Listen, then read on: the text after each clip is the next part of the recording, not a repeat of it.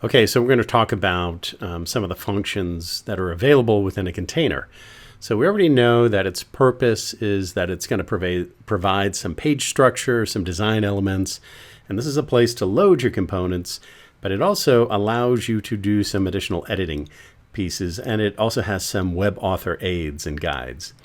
So if we look at these containers, you can see across the top of each one of them, there's an edit, delete, new, and then this blue eye. And so we're just going to go through and talk about each one of those real quick and how those might be beneficial for you. So clearly you can go through and delete these, right? So if you decide for whatever reason, I just don't like this and I'm going to start over and I want to click delete, and it'll give you a little bit of a warning prompt. We're going to say no there, but you're going to assume you're deleting this piece right here. And but the best way to check that, so that, again, because AEM doesn't have a reliable Control Z or undo feature, this blue eye will let you know everything that's within that container. So that's specific to that container. So when you do go through, and if you're going to hit delete, you know exactly what you're deleting. So here you might have thought, oh, I'm going to delete this, and maybe it's going to get rid of everything, but you can see it really doesn't. It just gets rid of essentially what's in that grid. You'd have to go back up here, and that will take care of just about everything that's in there. So the blue eye is really, it's a really good feature just to designate what it is exactly that is contained within that container. So we've mentioned this before. We're going to click Edit, and we'll click the background image. And again, that's where you would load in. That's where this background image is loaded. And that's part of the feature of that tab, is just the background image tab. Pretty straightforward. If you have a background image, you're going to want to click the background tab and put an alt tag in there. So anytime you have a background image, that is required that you put an alt tag in there.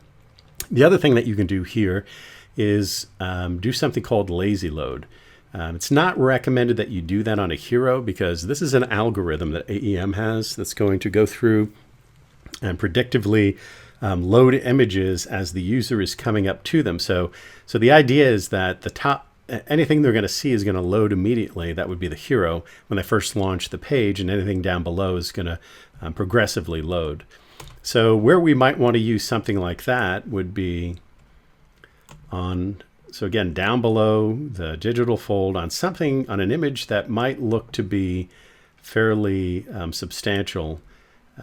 These may not be below, but we're just going to go ahead and take a look at it. So I'd go ahead and click on the container edit, and I'd click lazy load on those, and that would set that up to respond to that algorithm. Okay, so let's continue to look at some of the options that are available here with the container. So as we look at this part of the page, we can see that this is all sitting on this lovely blue background. So that is actually generated from a container as well. So if we click on the edit on this image, on this container, you can see on the background tab we have the background color options. So if we go through, we can change this, change it to green, and once it refreshes, you can see that is actually setting that whole color for that background.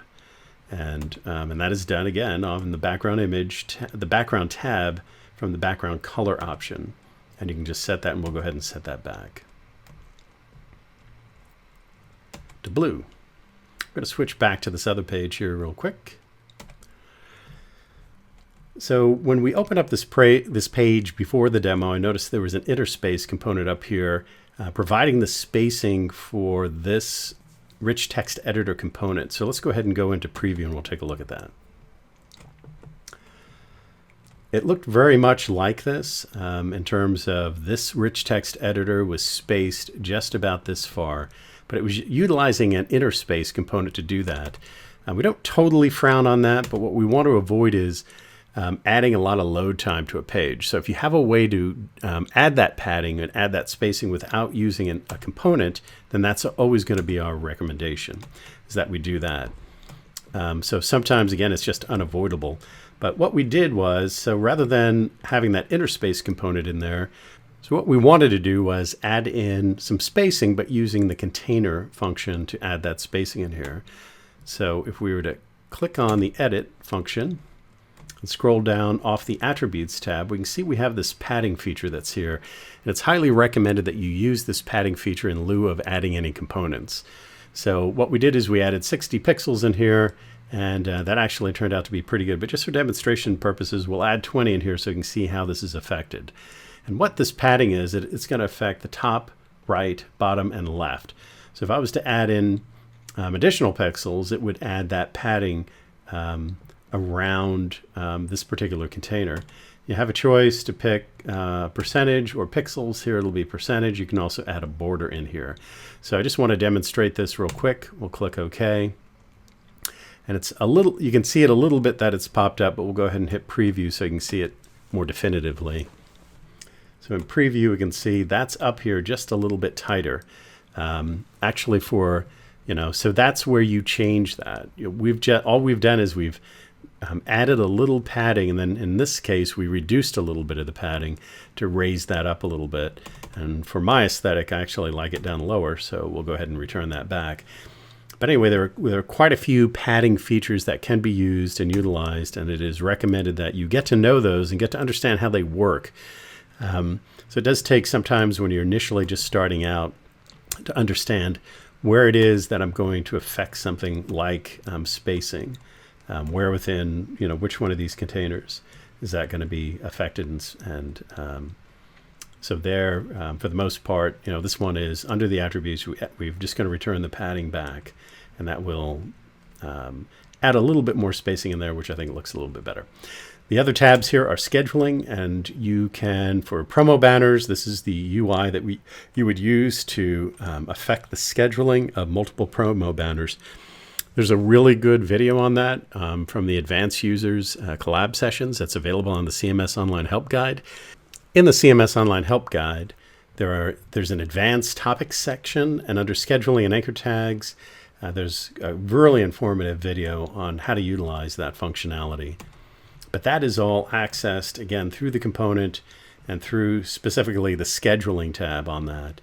And then the responsive tab is going to say this is all container specific. But if you wanted to hide this in any of these views, you would just go through and click the box to enable that container to be hidden in those views. So for instance, if I did not want that to show up on tablet or mobile, for whatever reason, this is where you're going to affect that, is in the container edit on the responsive tab, and then you would just click the option that you do not want to be shown up in those particular views. So that really is the kind of quick overview. You'll get to learn more about these as you use them. Again, some of the big keys are utilize the blue eye just to determine what of this is contained within that container. You can see that, something there that's important. You can figure how that works. The same thing here. You might think, oh, I'm gonna, if I delete this, what is being deleted? And you might think, oh, it's just going to be this top picture, but truly it's quite a bit more than that. This is going to contain all of it.